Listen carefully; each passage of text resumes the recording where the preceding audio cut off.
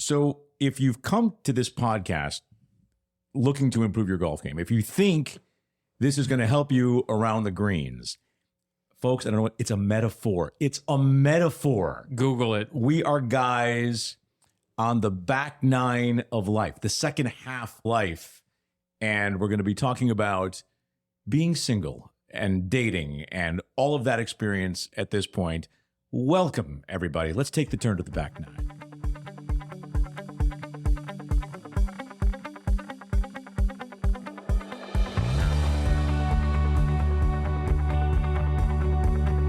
This is The Back Nine with Dennis Williams and Josh Mora.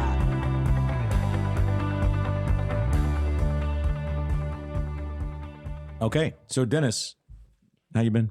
I've been great. How have you been? I've been good. Things are good. Things Yeah, are so good. Things are good. It's been a good Can't imagine it being summer. better. Yeah, for sure. A lot of travel. You've been traveling. Yeah, tons of travel. Always in the summer. Always busy. And work travel, fun travel, all of it. Yeah. All of it. Yeah. Between us, we've done Chicago. We did together, which was great. You did Vegas. You Cape did Cod. Cape Cod. Well, we bumped into each other in Cape Yeah. Cod. I mean, bumped into California and Phoenix. Yeah, New York and Boston. Wow. I got and all over Florida. And all over Florida before hurricanes came, because you do that here. Yeah, so that's what we're doing with our lives right now, right? Today's topic, by the way, on Back Nine, we're glad you're with us, it's really about the dating world. It's for a lot of people. We've heard this from our friends, both male and female, both our age and younger. One of the things that kicked off this topic was when we were in Chicago together, we spent some time with my sister, who is, thanks to the miracle of second marriages, 21 years younger than we are. And she was describing how difficult it is for her to meet guys through apps. And we were like, oh, dang, topic. Yeah. And basically, we gave her life-changing advice that we're about to give you. Well, we'll see if it's for her. You're going to get life-changing advice. We know that we gave her life-changing advice. It simply was. And it was about, like, the first thing we started with was what to put on your profile on your dating app. The do's and don'ts, right? We are both divorced. Yes. So this is dating after divorce in your 40s and 50s, which we are kind of experts at this point. For better or for worse, right? Yes. Yeah. Mostly for better, entirely for better. But there were some trials. We want to impart that knowledge on people who might need it. And your sister clearly needed it. Yeah. She was struggling with... And she's cute, right? I mean, she should get... She's a catch. Great personality, awesome human being, and just can't navigate it. Where did we start with the female profile when you're dating at that age? Yeah. Don't start with what you don't like. Right. Be positive. Right. If you like Trump, swipe left. If you like to fish, right? Don't tell me what you don't like. It's an immediate negative, very bad move. I think so. I think one of the things that we like about this stage of life is the opportunity to be positive and the opportunity to have boundaries and say, I don't want to deal with the stuff that's negative. I just want to deal with the stuff that's good. I like to travel. Yeah. I like to cook. I like to be by the water. I like to be in the mountains. I like to ski. Not like immediately swipe left. If you're showing me a picture with fish. Right. But don't show pictures with fish either, right? From a guy's perspective, here's the thing. This is like 101. If you haven't heard this yet, don't show a picture with you holding the biggest fish you've ever caught. Don't do it. You know who you're going to oppress? No. If you show pictures with you holding a big fish, is other people who like to fish, guys who like to fish. They're going to say, "Oh, that's a pretty big fish." Girls are going to look at it and go, "Yuck!" Okay, they get fish guts and stuff, and he's going to be gone all weekend with the guys fishing. I want a guy who's around. Yeah.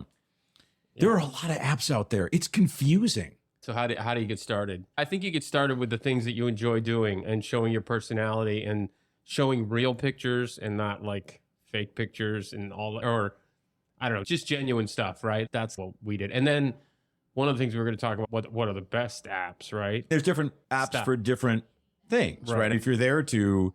Farmers Only. I failed miserably at Farmers Only being a city boy.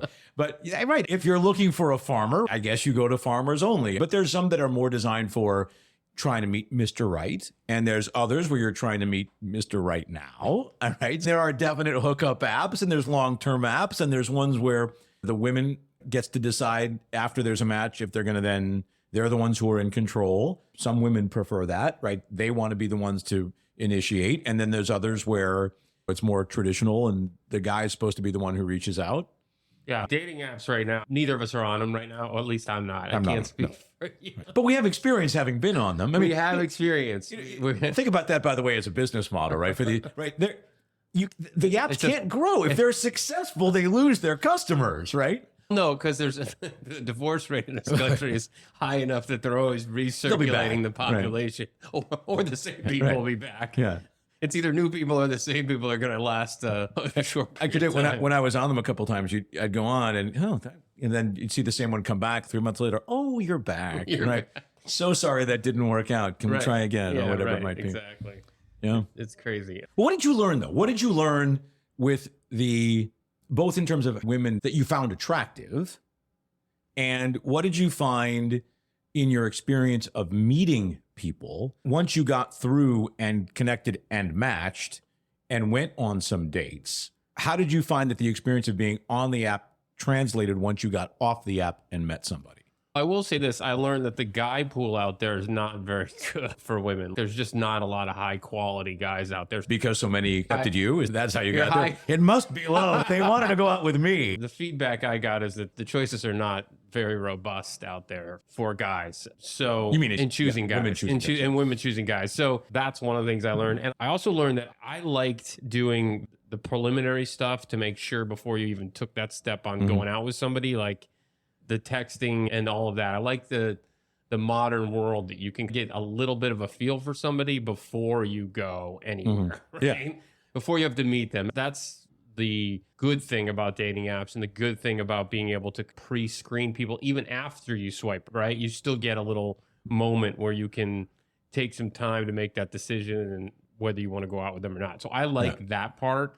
The other thing was I did a bunch of this during COVID. So that part even became more important, right? Where you would spend a little more time with the back and forth. And I would recommend that. That'd be another piece of advice. Take your time on that part of it and don't waste your time. Your time is valuable. That's the other thing about being on the back nine. We're limited. We don't know if we're on the 10th hole or the 17th hole. So make your time valuable. Spend it in a good way. So don't waste a lot of it on people that aren't worth it. Yeah, we should explain the golf metaphor there. If you're on the 10th hole, you've still got 9 holes to play. Lots of time. If you're on the 17th, you're almost at the end because there's 18 holes in golf. Right. None of us really know. Yeah, I learned 2 big things. One was after connecting that women found that most of the men on the apps are liars for a variety of. They say they're 6 feet and they're 5'7". They say they've got this job. And they don't. They say they're financially secure and they're not. They say that they're interested in kids being around, but they're not. And so if you're authentic, I think that's important. And the other thing I learned is that a lot of it is about algorithm. And so if you swipe right, the apps don't know how to measure what you like. So they're going to continue to send you everybody. But if you're pickier and know what you're looking for, they'll send you more of the matches that are in your wheelhouse. And it saves you time, and it doesn't necessarily lead to more successful dates and relationships, but it does help you refine so you're not wasting your time with people that live 1,000 miles away or whatever. I think I had the best idea for a dating app. I still actually think it would work. Like we talked about farmersonly.com. Yeah. I had creditscoreonly.com. Oh, that's good. So you get to know each other's credit scores, so they can't really lie about their financial situation at that point. And you're going to match somebody better who has, like, if you have a high credit score, you're going to want somebody else. You'd think, yeah. Yeah, you're not going to. Or here's the other thing. If you do want to be the sugar daddy or the sugar mama, maybe you look for somebody with a lower credit score. You just decide, like, that's your thing, right? So creditscoreonly.com. Let's take a quick break. The Back Nine podcast is brought to you in part by Three Bridges Consulting. And look, I'm sitting across from one of the founders. At their core, Three Bridges are storytellers. They bring your brand to life with high-quality video and rich still photography. And they can help elevate your brand by finding the right distribution channels for the content they produce. So visit threebridgesconsulting.co. That's the number 3, bridgesconsulting.co for more. Now back to the show. I think we should bring somebody in about now. What do you think? I think so too. I think we've got a pretty good guess. We do. He was like the apps before there were the apps because he was great. He's great in the bar. He's a great guy. He's Denver radio personality Eric Goodman, and this is what has happened to him thanks. since. This is what happens when you're old. You can't stay awake And anymore. he is older than we are. And you have a morning show in Denver. You end up taking a lot of naps. That's what happens. All right, so Eric, that's your cue. Nice to see you, my friend. How have you been? I have never fallen asleep sitting in a chair. This is your first podcast. I'd recommend going guest heavy moving forward. Especially with somebody as humble as you. That's right. Will be great. We're booking you for all of our next shows, assuming this goes Well, well. I have to tell both of you, of all the honors I've ever received in my life, this is by far and away the most recent. So thank you for having me. You're welcome. Okay. We're Is that Van Miller? Or? happy to have you for your recency. But let's pose the question to you. You've been single at different stages of your life, but now look at you. Successful conversion. It is possible, even for Eric. By the way, of the three of us, he's the most married. He's the only one who's married. That's know. correct. That's correct. He's the only one who's married right now. Take us through your journey of being single at different stages in your life and what you found in your most recent stage of being single and meeting people. I sat on the toilet and found my wife. I just kept swiping. It was the easiest. Wake up in the morning, you can lie in bed and go shopping for a girlfriend. And honestly, I think the best app out there is something called Bumble. And for those that have, and that's how I met my wife, Mandy. There is Tinder that is similar to Bumble.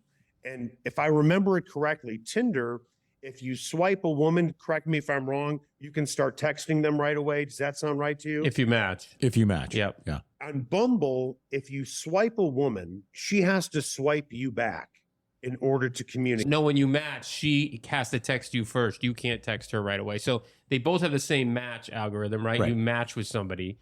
If you match with somebody in Tinder, either one can start the conversation. In Bumble, the woman has to start the conversation. That's the difference. And that they have the advantage on Bumble because they get to pick who they want. Actually, I think it's to the advantage of the guy because you can sit and swipe all day if you want to, and you're not wasting your time texting somebody back and forth on Tinder because you can write this whole long paragraph and you don't get a response. Right. If she swipes, you know she's interested. You've done the work for me. In all seriousness, I found that on Bumble, the woman having that control, having to take the first step, led to a more confident, more sure of herself woman. And I also think that because there is that safety lever that you're describing, that the woman is the one who has to initiate, Eric, that it led to a better quality of person, a more professional, and by professional, I mean in work, not sex work, a professional, accomplished, a career-focused kind of woman. Right. No, career, people who are accomplished in their ambitions. A little context here. We've known each other for a really long time. We should probably tell the story. It is fairly interesting. We were all broadcasters back in Buffalo in our 20s. Yeah. And Eric's the only one still in the business. He does a very popular sports radio show out in Denver. And we got divorced at the same time. We were all in Vegas together. We were single all at the same time. But Eric, tell the story about your divorce. I mean, in the sense of in Vegas, what happened when we were together. Most people get married in Las Vegas. Before my ex-wife and I decided to get a divorce, the three of us had planned a trip to go to Las Vegas. And I think the day that was the deadline was like November 1st or something like that. And Dennis, you came out, I believe, a day later. And I remember when I got to Vegas, we stayed at the Aria.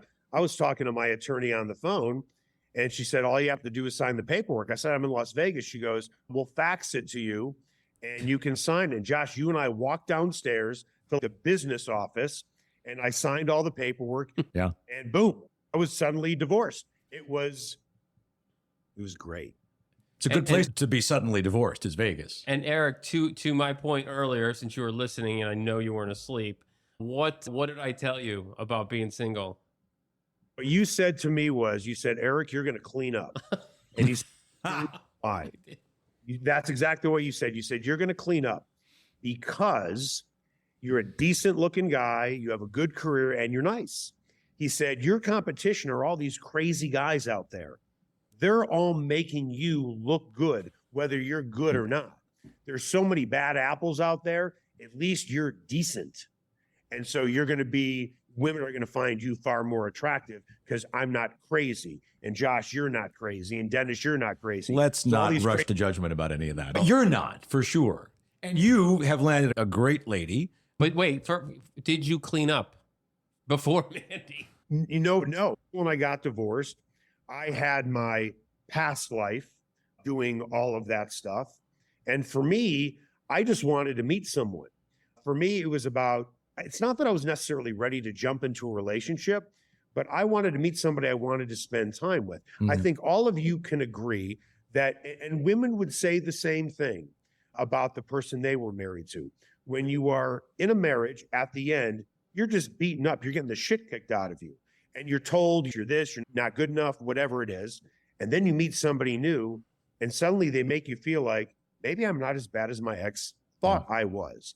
And they appreciate you. Maybe they'll laugh at your jokes or whatever it is. Unlike your ex, where there was nothing that you could do to become interesting. So it was like this whole new world. It was like the Wizard of Oz, where she's in black and white and she opens the door and suddenly it's all in color. Everything is in Technicolor, and you have a yellow brick road and you get to walk as long as you want to down it, and you hope you don't date a munchkin. Unless you're into that. That's another website that you referred me to, Josh. Forgive me. I thought it was your speed. The other part about getting beaten up, that's another topic for another podcast at some other point. Eric, sum up for us, if you would, your experience in dating, advice that you would give to anybody who is getting there for the first time or the second time or the third time about just how to approach from what you would want to see from somebody who was completing their profile. I can say this very simply. When you get married for the first time, you are looking for someone because you want what you are looking for, what's important to you. When you get divorced and you start dating again, you certainly want what you want, but you are also looking for what you just can't tolerate anymore. So say you were married to someone who is late all the time. That is a trigger for you, and you can't take that anymore. So boom, I can't date you. Somebody who's financially irresponsible. That was a lot of fights that I had with my ex. I'm not saying me personally, but generally speaking, if you had a lot of fights with your ex about finances and money, and then you find that you're dating somebody and she's just like all over the map, you can't tolerate that anymore. If let's say your ex wasn't a good mother, and then you meet someone, you could tell the way she is with her own kids, that's a trigger for you. So it's what you want, but also what you absolutely don't want anymore. You can't tolerate, I can't live with anymore. And you were able to discern that going through the apps or going through as you met people, wherever you met them, at the drugstore, at the post office, or wherever you were in someone who set you up with somebody, you were able to discern that pretty quickly. The one thing, this is what I find interesting about guys when it comes to dating. At least this is what I heard from other women. Guys, generally speaking, when they go on a first date, they like to talk about themselves.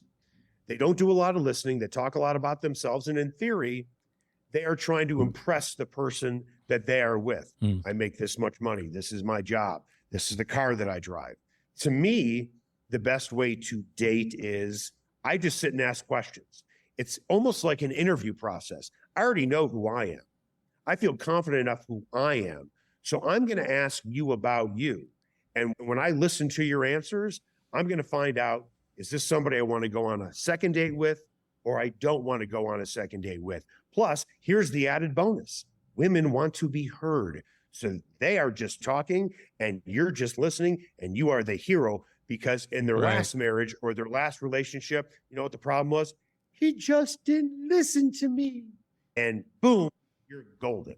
Yeah, the key to life really is being curious, and that's one of my favorite words. So you be curious about the person you're sitting across from.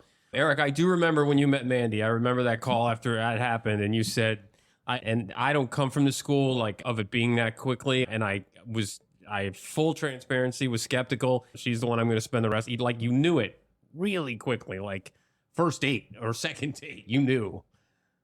It's because I asked a lot of questions. I found out a lot about her, what her professional life, how she was as a mother, maybe how she viewed politics, and all kinds of things that I wanted to know about her, because all I'm thinking to myself is on a first date is, do I want to go on a second date? I've gone on a lot of first dates. Very rarely would I ever go on a second date, because at the end of the day, I knew it's not like I'm going to change her. This is who she is. And I just found things that, it's not that I didn't like her. There were just things that I really wasn't into. And I knew after a couple of dates with Mandy, there certainly was potential there, because there was a lot of symmetry between us on how we viewed life, how we viewed our careers, how we viewed parenting, all of those things. So I was all excited to give it a go with her. And because she has no taste in men, she bought me this shirt. It's fantastic. And Eric, we've taken in that shirt. We've taken up a lot of your time. Thank you. I've taken a lot of notes. Great to see you, my friend. Somebody, Josh, you don't need notes from me. Dennis certainly doesn't need notes from me. He's way over his skis, and so am I. I haven't met your girlfriend either, or I haven't met your girlfriend at all, and clearly she has no taste in men. There's no debating that at all. I'm with you, my friend. Yeah, thank you, buddy. Great to see you. Thanks, Ian. All right. Eric Goodman, See you guys. rocking the sports airwaves in Denver, Colorado. He is a legend He is a legend. in his own mind. Yes, For indeed. sure. Yeah. I was just gonna say, one of the things when he says you're gonna crush it, you're gonna kill it. When I said that to him, what I mean to say, and this is what I want to leave everybody with, is my piece of advice if you go through a divorce, because it really is, regardless of whether you're happy, unhappy, how it all happened, it really is one of the worst things. We're making light of one of the worst things you can go through in your life. And you really do. There are moments when you feel like you're just not even going to be able to get up from that, from getting knocked down. And I said to Eric, because it was said to me, is that you're going to be okay. That's what I was saying. Of course, you're going to kill it. All those kinds of things are fine. Well, you say it to guys. That's right, what to you say. them, But at the end of the day, it's like, from your experience and anybody who's going through it right now, you just have to get to the other side of it, and you're going to be okay. There's lots of opportunity out there. There's lots of people that'll love you, want to be with you, want to spend time with you. You just have to be confident in that, know that, and trust that, and look to the future and not dwell on what's happened that's behind you. Yeah, and I would just add one other point to that too. When it comes to the apps specifically, it's that they're just one way to meet people. And the whole process of finding your way back into successful, healthy relationships post a divorce is see how you are with other people. See how you are with all kinds of different other people that seem like they would be great, people that match in certain ways, and people that maybe are entirely different from the kind of person that might have otherwise been attractive or that you were attracted to. And when you learn about yourself and you learn, to Eric's point, what the things are that you cannot tolerate anymore, and you can discover new things that you do enjoy that you maybe hadn't opened yourself up to before, that leads to successful later relationships. Yep. And be curious. That was my favorite thing that Eric said, is ask a lot of questions when you meet people. It's much more fun as you get later in life to learn about other people and really other fun. things and all of that. It becomes way more fun. You already know, like he said, enough about yourself. Find out more about other people. We hope our audience takes that advice to heart and is curious not only about this topic, but curious enough to come back to listen to another episode of The Back Nine coming your way very soon. Thanks, everyone. Thank you so much for listening to the Back Nine podcast. Please like, follow, and share, and leave us a 5-star rating and a review. You can find us on Apple, Spotify, or your preferred platform. The Back Nine is produced by Janine Stella and recorded at Pixelworks Studios in Delray Beach, Florida.